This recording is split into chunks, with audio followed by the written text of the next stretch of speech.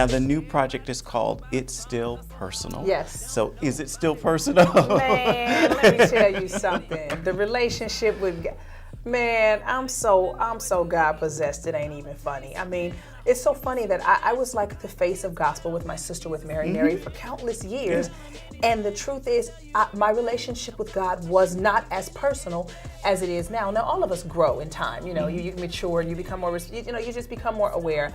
And you just become more about what you're about, or you should at least. Yeah. We should be growing up and not down with age, right? I didn't realize how good God was. I didn't realize that not only can He will. Yeah. I didn't realize that His love is better than any love I can get from my husband or anybody. I didn't realize that favor with Him is better than being in any kind of relationship with this corporation or this person. The blessings of the Lord that make rich is way better than what stats and Grammys and record sales will ever afford me. I did not fully understand that God is the win. That He ain't the means to the end. He the means and the end.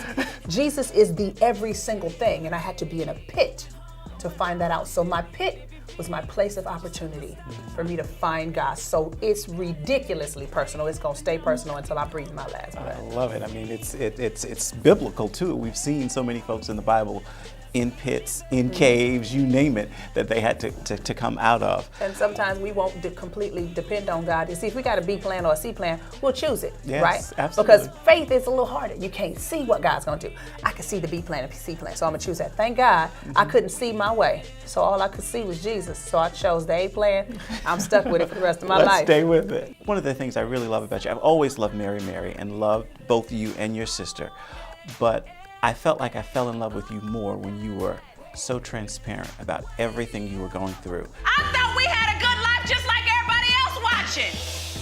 I thought we was the ideal relationship just like everybody else. And I got to find out in front of the whole goddamn world that all of my life was a lie.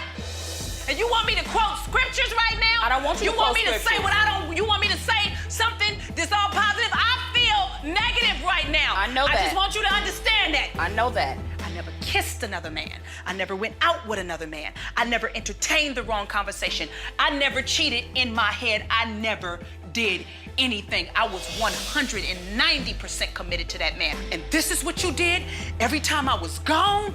You stole my life away from me. I'm angry. Why you gotta do me like this? I was good to you, man. I was good to you. I was good to you. I don't want him. I don't want him. I don't want him.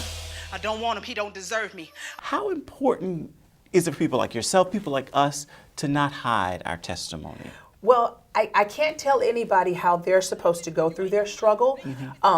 For me, I'm not being hostage to nothing. If I could just be honest, at that point I was like, I don't like not being in control of situations. So the whole idea, what if they find out? What I said, I'm not living my life in fear. So I don't know if it was losing control or taking control. I don't know what it is. I know the Holy Spirit must have inspired that, because I didn't know it was going to get worse before it got better. Wow. And if I knew how bad it was going to get, I probably would have withheld it. I would have just probably like, let me get over some of it. Let me work through it. But I didn't want to be hostage. I was like, what if they find out? What? No, just tell everybody. Just be very embarrassed, be humiliated, be ashamed, be broken, whatever it is. Throw it out there and either die in it or get over it and live well. I was just like, we ain't no in between. Yeah. This is what we gonna do. And so I threw it out there and I said to God, I was like, I don't know.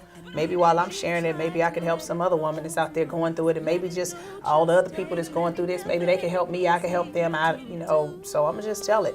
It literally, it happened in a moment like that. I was like, I don't wanna be hostage. I don't wanna be scared, so maybe if I share it. I just said that one day. That's exactly what happened.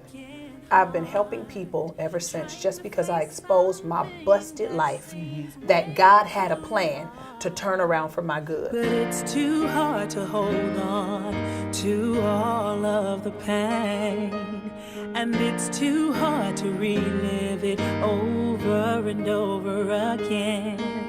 It's too hard when the memories have control over you.